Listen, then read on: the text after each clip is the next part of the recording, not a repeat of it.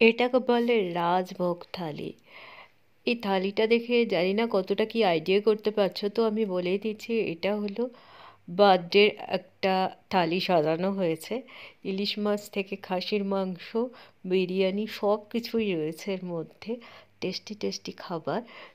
তো বার্থডে যার হচ্ছে তাকে খুব শিগগিরই দেখানো হচ্ছে, দেখতে পাবে। আর খাবারগুলো দেখে দেখে কার কার লোভ লাগছে একটু আমাকে অবশ্যই জানিও। তো বার্থডে বয় চলে এসেছে আমাদের মাঝখানে। সে কতটা খেতে পারবে জানি না, তবুও সে খাওয়ার অনেক রকম চেষ্টা করেছে।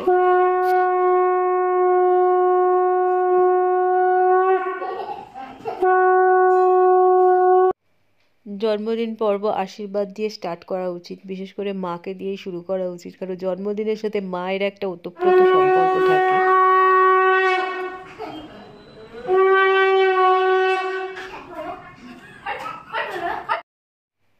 এই আশীর্বাদটা বড়দের দিয়ে স্টার্ট হয়, আর এই আশীর্বাদ এই সমস্ত ব্যাপারটা নিজেকে ভীষণ সেলিব্রিটি বলে মনে হয়, বেশ ভালো লাগে। জন্মদিন মানে এই জিনিসটা আমার কাছে তো ভীষণ ভালো লাগে, কার কার কাছে কেমন লাগে অবশ্যই জানিও।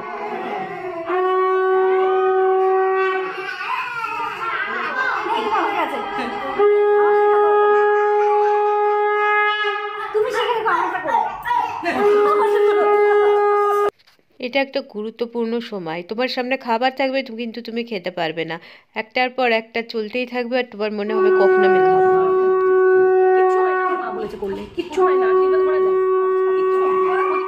বহু অপেক্ষার পর এই মুহূর্তটা এসছে, এবার খাবার মুহূর্ত।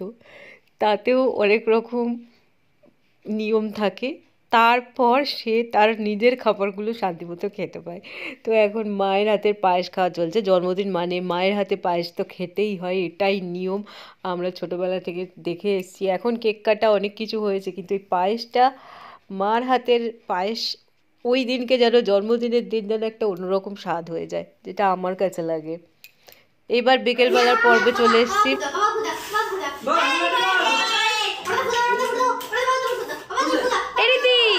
তোর মুখটা দেখা যাচ্ছে না, মুখটা বাড়া।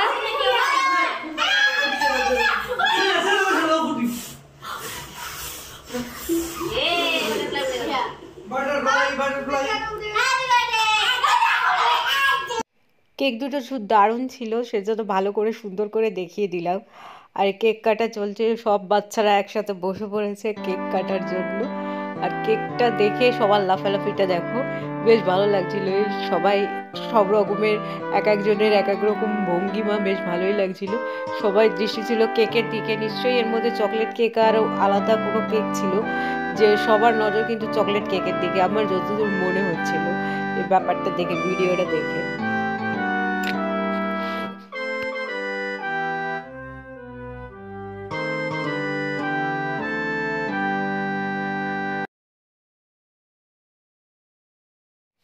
এই সেলিব্রেশনটা যেটা হয়েছে এটা শিলিগুড়িতে হয়েছে, আমরা ভাইফোঁটা টাইমে গেছিলাম। আর বার্থডে যেটা হয়েছে দেখলে বাড়িতে অনুষ্ঠানটা, তার 3-4 দিন পরে এই পার্টিটা দেওয়া হয়েছে। আমরা ভাইফোঁটার সময় গিয়ে তার পরের দিন বা তার পরের দিন হবে হয়তো, অ্যাটেন্ড করেছিলাম, আমার ঠিক মনে পড়ছে না। তো যে হোটেলটায় এই পার্টিটা বুক করা হয়েছিল, কিটি পার্টি বলো, যে কোনো পার্টি বলো, এইরকম জায়গায় খুব সুন্দর করে দেওয়া যাবে, ভীষণ ভালো একটা পরিবেশ ছিল। আর ডেকোরেশনটা দারুণ ছিল এই হোটেলের, আমার ভীষণ ভালো লেগেছে।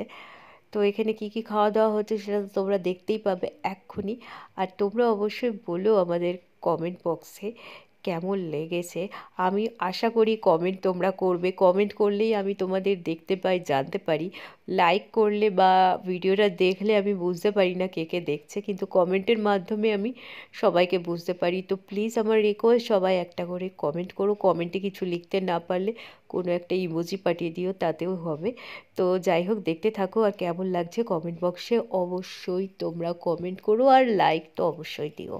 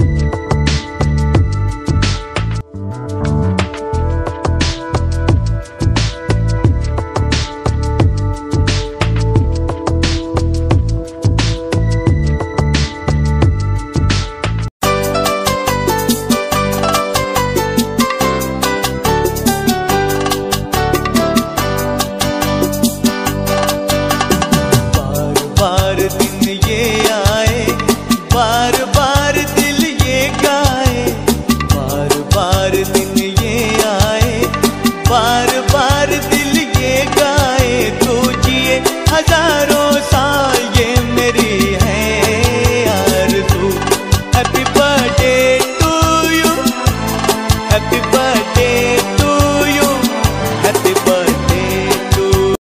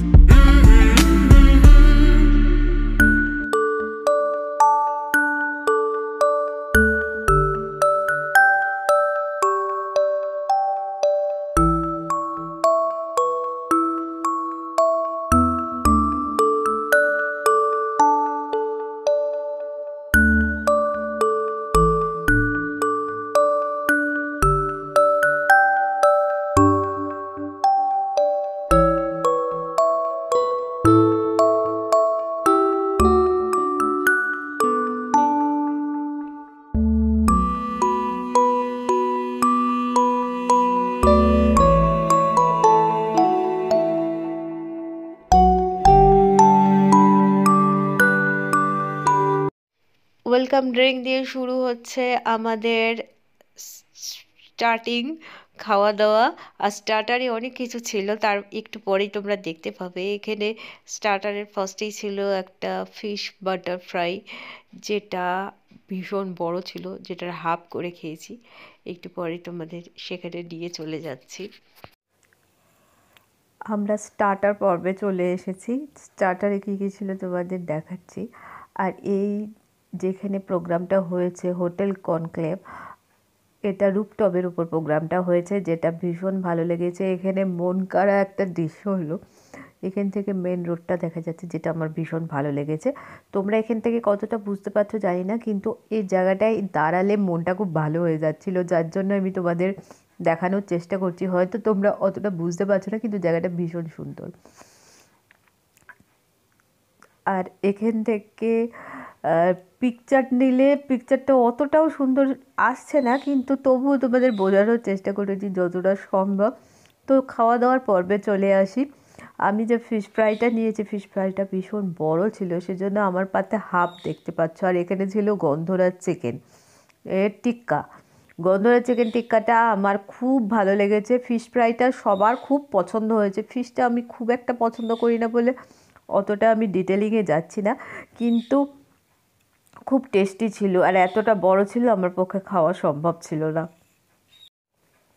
আমি আবার গুটি গুটি পায়ে গন্ধরাজ চিকেনের লোভে চলে এসেছি, বাট এখানে গন্ধরাজ চিকেন শেষ হয়ে গেছে, আবার আসবে একটু পরে, তখন খাওয়া যাবে। আর এখানে ফিশ ফ্রাই প্রায় সবাই 2-3টে করে খেয়েছে, এত ভালো ছিল। ফ্রেঞ্চ ফ্রাইও ছিল। তো আমি গন্ধরাজ চিকেন টিক্কা কাবাবটাই বেশি খেয়েছি, যে চলে এসছে আমার জন্য। এবার চলো আমরা কেকের দিকে চলে যাই। সবচেয়ে বড় আকর্ষণ এই কেক কাটাটাই তো ছিল। তো চলো কেকের ডিজাইনটা দেখে নাও, কেকটা দেখে নাও। এক্ষুনি কেক চলে আসবে, তার আগে ডেকোরেশনটা দেখো, আমার তো খুব ভালো লেগেছে। আর কেকটা দেখো, সুন্দর, দারুণ ছিল কেকটা। এই কেকের ওপর এই এজ লিমিটটা বসানোটা আমার ঠিক মনে হয় না ঠিকঠাক। কেন কি এখন আর এজ কারোর ঠিক বোঝাও যায় না। আর এজ বলে বয়সটাকে বাড়িয়ে দেওয়ার কোনো মানেই হয় না। তো সব সময় যেরকম 16-18 এজের মেন্টালিটিতেই থাকা ভালো, এজ যতই বাড়ুক না কেন। সেজন্য জিরোটা হাটিয়ে এখানে 5টা বসিয়ে দেওয়া হয়েছে। এজ যতই বাড়ুক না কেন, মনের বয়স বাড়তে দেওয়া উচিত না। সেই লেভেলেই থাকো, সবসময় মজায় আনন্দে থাকো, যাতে সব কিছুকে সুন্দরভাবে হ্যান্ডেল করতে পারো। সবাই মিলে যে এই সেলিব্রেশনটা হচ্ছে, এটা একটা আলাদাই অনুভূতি থাকে। তো বেশ ভালো কেটেছিল, খুব মজা হয়েছিল, অনেক আনন্দ হয়েছিল। ফুল ফ্যামিলি, ওদের ঘোষ পরিবারের সবাইকে নিয়ে এই ছবিটা তোলা হচ্ছে। তা আমাদেরও সবার সাথে অনেক ছবি তোলা হয়েছিল। আর কেকটা যেটা হয়ে দিয়েছিল সেটা দারুণ টেস্টি কেকটা ছিল, আমার তো ভালোই লেগেছিল কেকটা।